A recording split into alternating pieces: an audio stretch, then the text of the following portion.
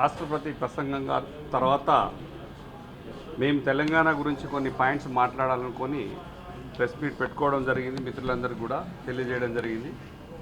ముఖ్యంగా కేంద్ర మంత్రిగా వచ్చినటువంటి కిషన్ రెడ్డి గారికి, బండి సంజయ్ గారికి, తెలంగాణ ఆంధ్రప్రదేశ్ కేంద్ర మంత్రులందరికీ కూడా, సహాయ మంత్రులందరికీ కూడా ధన్యవాదాలు, శుభాకాంక్షలు తెలియజేస్తూ ఇప్పటికైనా తెలంగాణలో సింగరేణిని కాపాడే విధంగా బొగ్గు గనుల శాఖ మంత్రి గారు కిషన్ రెడ్డి గారు పూనుకోవాలని చెప్పేసి మేము బీఆర్ఎస్ పార్టీ డిమాండ్ చేస్తున్నాం. మేము గత 10 సంవత్సరాలు కేసీఆర్ గారు తెలంగాణలో ఉన్నటువంటి సింగరేణిని ఖచ్చితంగా 100% కాపాడారు.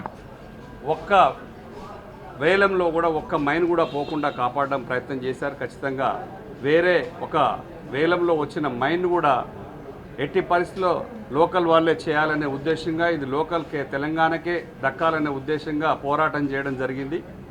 ఇప్పుడు ముఖ్యంగా తెలంగాణ నుంచి ఉన్నటువంటి బొగ్గు గనుల శాఖ మంత్రి గారు ఎట్టి పరిస్థితుల్లో కూడా ఉన్నదే తెలంగాణలో బొగ్గు గనులు, వితౌట్ సింగరేణి తెలంగాణలో ఏమీ లేదు. తెలంగాణ సాధన పోరాటమే బొగ్గు కోసమే పోరాటం, బొగ్గు నుంచే సింగరేణి నుంచే తెలంగాణ సాధన పోరాటం ఉద్భవించింది.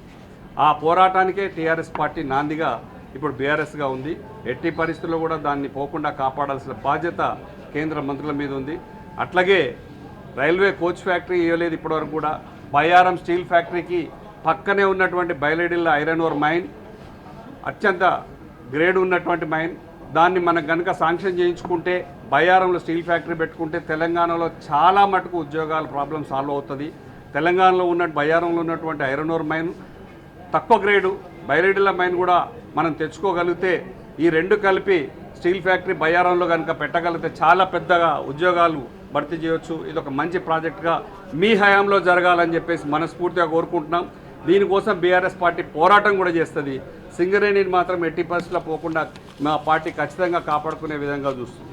గత 10 సంవత్సరాలుగా తెలంగాణకు ఒక్క జాతీయ ప్రాజెక్టు హోదా కూడా ఇవ్వని బీజేపీ ప్రభుత్వం మూడోసారి కూడా ముచ్చటగా అధికారంలోకి వచ్చిన ఈసారైనా కనీసం కేంద్ర మంత్రులుగా ఉన్నటువంటి మన వాళ్ళు పాలమూరు రంగారెడ్డి ప్రాజెక్టుకైనా ఒక జాతీయ హోదా తేవాలని చెప్పేసి మనస్ఫూర్తిగా నేను డిమాండ్ చేస్తున్నాను, విన్నవిస్తున్నాను. ఖచ్చితంగా ఇవన్నీ చేయాలని చెప్పేసి కేంద్ర ప్రభుత్వం అధీనంలో ఉన్నటువంటి ఉద్యోగాలు చాలా ఖాళీలు ఉన్నాయి, వెంటనే భర్తీ చేయాలని చెప్పేసి మరొకసారి డిమాండ్ చేస్తూ, తెలంగాణలో ఉన్నటువంటి ఎమ్మెల్యేల కొనుగోలును ఆపవలసిందిగా ఎక్కడికక్కడ మా మిత్రులు చెప్పారు.